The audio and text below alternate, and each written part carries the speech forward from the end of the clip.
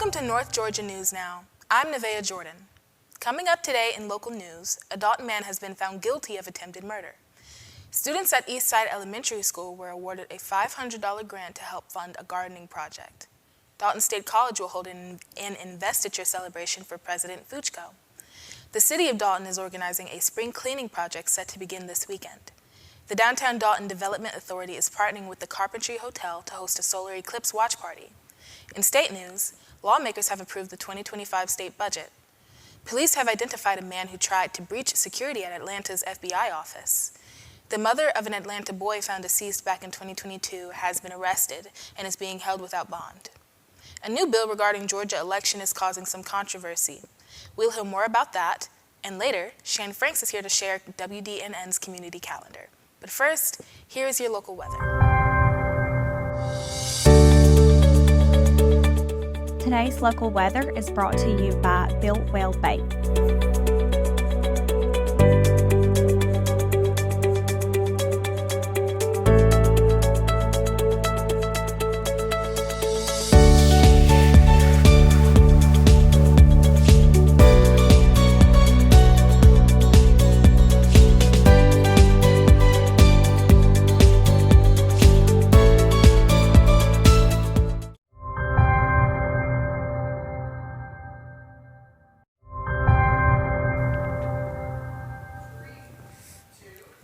Welcome back to your local news. Defendant Mitchell Lee Vaughn was tried and found guilty for attempted murder. He was also tried and found guilty on 1 count of aggravated assault, 1 count of kidnapping, and 1 count of family violence battery. The prosecutor, Conasauga Judicial Circuit Assistant District Attorney Michael Hardy, stated the evidence showed that during the late hours of May 4th, 2023, Mitchell Vaughn traveled to a homeless camp where his estranged wife was living and cut the window to her tent, where he then cut her throat from behind her ear, approximately 5 to 6 inches, with a knife. It was stated the victim yelled for help, where a bystander chased the defendant away from the scene of the crime. Public defenders Steve Blevins and Carter Thomas represented Vaughn, and Conasauga Judicial Circuit Judge Cindy Morris oversaw the trial. It is indicated that the jurors took approximately 4 hours to deliberate before returning the guilty verdict. Vaughn's sentencing hearing is set to be scheduled for April 9th. Eastside Elementary School has been awarded a $500 grant that will allow students to get more hands-on with gardening. Tallis Bond, a special education teacher at the school, applied for the grant. According to second grade teacher Kayla Spence, her students were learning about the life cycle of plants, and Bond felt that the students would benefit from some sort of outlet that would allow them a more hands-on experience when it comes to learning outdoors. She says that is why she applied for the grant, which is funded through the Georgia Farm Bureau Insurance's Whitfield County Board of Directors. I knew that the Georgia Farm Bureau really pushed a lot of agriculture, Bond stated, so I asked if they would help plant and maintain a garden with the students if I filled out the grant, and they were willing. The school was awarded the grant back in January of this year, and they have used the $500 to build raised garden beds behind the school where students can grow vegetables and plants. Bond, along with her husband Brandon and their son Brylan, built and assembled the beds. Recently, the second grade students began planting carrots, potatoes, onions, beets, and radishes. Bond said the raised garden beds will allow the students to grow plants so that they're not just reading about the standards or watching a video about it, they're actually going out and doing it. Per the guidelines of the grant, the project must be completed in its entirety with student involvement by April 3rd. Bond said the Georgia Farm Bureau will visit the school in May to see the before and after of the project. Once the vegetables are fully grown and picked, Bond said they hope to donate the produce to local homeless shelter. That way, the students are not only learning, but also giving back to the community. Dalton State College is set to hold an investiture ceremony for its president. John Fujko III was appointed as the college's 6th president back in September 2023, and on Friday, April 26, he will be highlighted with a ceremony in his honor. Investiture ceremonies are long-standing traditions at colleges and universities and are typically held within the president's first year. During the ceremony, the president addresses his or her vision and goals for the college before receiving the Presidential Medallion, which signifies the official transfer of leadership. The ceremony festivities will begin on Thursday, April 25th, with a celebration of the college's history, beginning at 3 p.m. Kate Main, Dalton State's Vice President of Marketing, Communications, and Workforce Development, said the celebration will include both the growth and development of Dalton, the growth and impact of the floor covering industry and its impact on the region, and the growth of the Latino community in the area and its impact on the region and the college. Later that evening, a free concert will take place in downtown Dalton at Burr Performing Arts Park at 6:30 p.m. Both the historical celebration and the concert will be free and open to the public. Maine pointed out that investiture ceremonies typically feature dignitaries from the president's past who are also important to the college. She said there will be several guests in attendance who will bring greetings or salutations, including Harold Reynolds, the chairman of the University System of Georgia's Board of Regents, and Sonny Perdue, the system's chancellor. Those planning to attend any of the events are encouraged to register in advance by visiting www.daltonstate.edu/investiture. The City of Dalton is organizing a spring cleaning effort. The Creating Lively Environments and Neighborhoods Initiative, or CLEAN for short, will begin on April 6th and will focus its efforts on one of Dalton's founding neighborhoods. CLEAN will focus on restoring the neighborhoods surrounding the Matt Gaston Community Center, which includes Fields Avenue, Henderson Street, Martin Luther King Jr. Boulevard, and Morris Street. The city will focus on identifying property-related issues, such as maintenance upkeep and safety issues for the neighborhood's residents. The City of Dalton's Code Enforcement Department will head up the effort by performing inspections to locate issues with maintenance codes and local ordinances, such as garbage on properties, inoperable or unregistered vehicles on properties, overgrown vegetation, home and structures with peeling, chipping or missing paint, and damaged exteriors. The Public Works Department would also lend a hand with Trash Amnesty Days, where they will pick up accumulated trash and debris from properties that normally cannot be collected at the curb. Dalton's City Administrator Andrew Parker said the initiative is something that has been in the works for a few months and is something the city is excited about. The City of Dalton is about 175 years old, and some of our foundational neighborhoods are maybe not quite that old, but homes and buildings can be 100 years old or more. It's a quality of life issue to bring those great neighborhoods back to their former glory, he said. The city will be partnering with a few local agencies such as Believe Greater Dalton, Habitat for Humanity, and Rebuilding Hope in order to complete the cleanup project. CLEAN will kick off Saturday, April 6th at noon at the Matt Gaston Community Center, located at 218 North Frederick Street. Residents from the neighborhood area that CLEAN will be focusing on are welcome to attend. Solar eclipses do not come around very often, so the Downtown Dalton Development Authority and the new boutique-style hotel, The Carpentry, are teaming up to give the community a chance to see the eclipse firsthand. The DDDA and The Carpentry, located in downtown Dalton, will be hosting a free solar eclipse watch party on Monday. Candace Eaton, the director of the DDDA, said, "I thought it would be a great opportunity to have a fun event that would get people together by offering a place downtown. The party will be held at The Carpentry, located at 204 West Coulier Street, from 1:30 to 4:30 p.m. The solar eclipse watch party will be free to the public, and glasses will be handed out and spectators can stop by at any time. However, Eaton stressed they do have a limited supply of glasses available. Casey Carpenter, owner of the new hotel, said the rooftop space will be available for adults, while the grassy area outside will be more suitable for children. Spectators are encouraged to bring lawn chairs and sit outside if they would like to. It should be a good time, said Carpenter. After Monday's solar eclipse, we will not experience or see another one until August of 2044. When we return, I'll share some state news. Stay with us.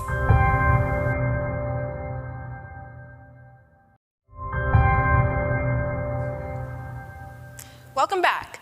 Next up, the Georgia General Assembly gave final passage regarding the state's $36.1 billion 2025 fiscal year budget. The spending plan passed the State House with a vote of 175 to 1 and passed the Senate with a vote of 54 to 1. The budget is set to include raises for state employees and public school teachers. It includes a 4% cost of living raise for most state and university system workers, while teachers will see an increase of $2,500. Employees in state agencies with large turnover rates will receive an additional $3,000. This includes law enforcement officers and welfare workers. The budget also includes increases in funding for education initiatives, including $243 million for student enrollment growth, $200 million to buy school buses, and $108 million in school safety grants to be used for upgrading security on public school campuses. Each public school in the state of Georgia will receive a $45,000 grant. $48.4 million will go to Georgia's lottery-funded pre-K program, which will allow greater focus on class sizes and teacher pay. Ensuring Georgia's children have the strongest possible start in their educational career continues to be a top priority for my administration, said Governor Brian Kemp, who announced that he would be increasing the revenue estimate to further address the needs that make pre-kindergarten programs operational and successful.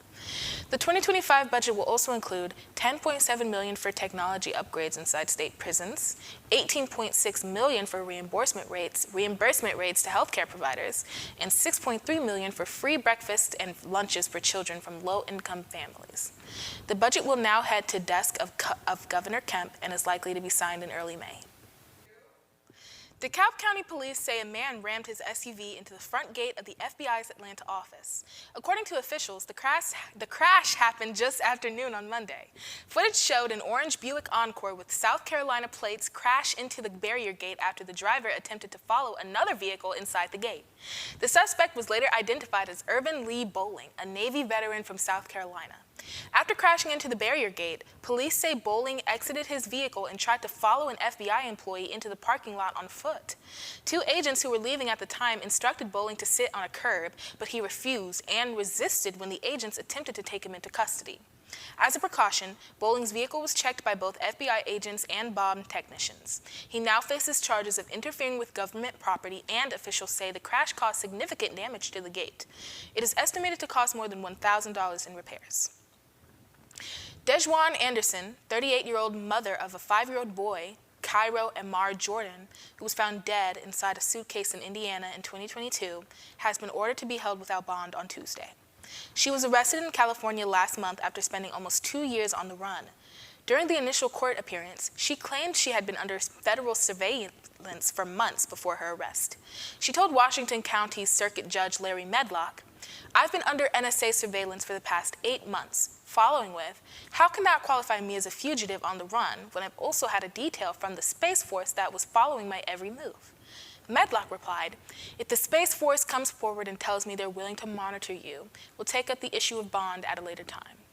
According to the autopsy, the boy died from dehydration about a week or less before a mushroom hunter found his body in a wooded area about 35 miles northwest of Louisville, Kentucky. Anderson is set to go to court on April 25th with the preliminary trial set for August. An election battle is brewing in Georgia, this time over voter challenges. Georgia has seen some controversy regarding election laws ever since the governor's race of 2018 involving Stacey Abrams and Governor Brian Kemp.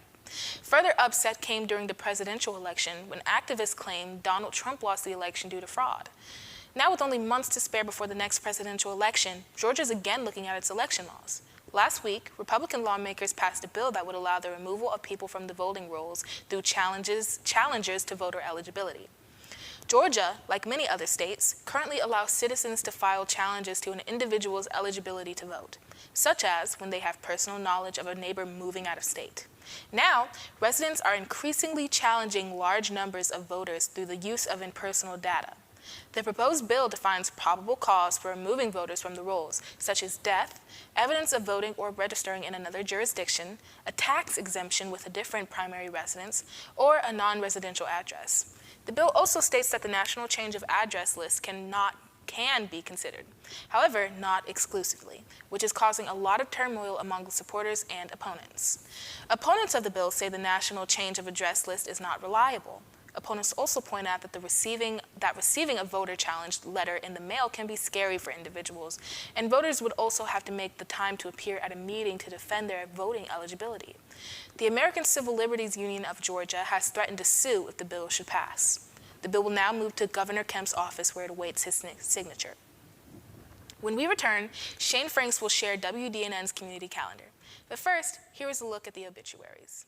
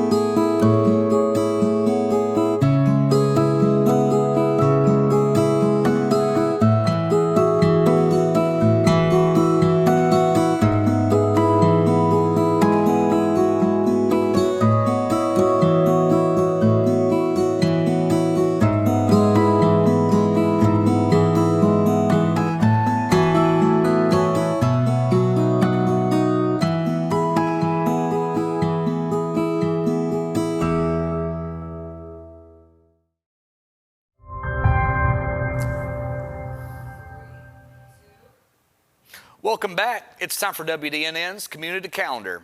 Here are some things that are going on in your area. The 4th annual Swing into the Spring Market will be coming to Dalton on April 6th from 10 a.m. to 4 p.m. The event will be located at the North Georgia Fairgrounds at 500 Legion Drive inside the commercial buildings 1 and 2, being one of their largest markets of 2024. The event includes free admission and parking, 90-plus unique vendors, food trucks, baked goods, face painting, women and children boutiques, and much more. To learn more, call 706-980-9095 for more information. The GEM Theater, located at 114 North Wall Street, will be hosting the Van Halen tribute band Jump on April 13th at 7:30 p.m. You can expect to be immersed in the David Lee Roth era as the band plays a variety of deep cuts from the early albums. Showcasing the visual aesthetic of Van Halen, Jump takes audiences back to the era of the live shows. Tickets range from $40 to $45 with reserved seating recommended. To purchase tickets or to learn more, visit www.calhoungemtheater.org or call 706-625-3132 today. An all-new variety show called Tunnel Hill Shindig is coming to Ringgold. Performing at the Colonnade Theater on 264 Catoosa Circle, the Tunnel Hill Shindig will feature everything from the best of new and classic country music, world-class magic from illusionist Robert Jones, clean family-friendly comedy throughout the show, inspirational and uplifting gospel music, and so much, much more. This 2-hour performance will run from April 12th to the 14th and is priced between $7 and $20, with children ages 10 and under able to get in free. For more information on this event, call 706-489-6650 to learn more. The Creative Arts Guild, located at 520 West Wall Street, will host a workshop titled Expressive Painting on Acrylics with Bradley Wilson on Friday, April 12th and 19th from 11 a.m. to 2 p.m. In this course, students will practice the methods of expressive acrylic painting while exploring a variety of subject matter and receiving instructor feedback on work. Sorry, this class is not suitable for beginners. Approaching painting as play will be emphasized while also focusing on solid technique and other important skills. Students will also be given monthly challenges for painting projects to work on at home and bring in for critique. Students must provide their own materials. You must register for each workshop you would like to attend, and it is $40 per workshop. For more information, visit www.creativeartsguild.org, the Guild's Facebook page, or call 706-278-0168. If you'd like to submit information on your event for North Georgia News Now's community calendar, send an email to info@wdnntv.com. That's it for the edition of North Georgia News Now. Be sure to visit us on Facebook, YouTube, and Instagram. Thanks for watching Local. God bless.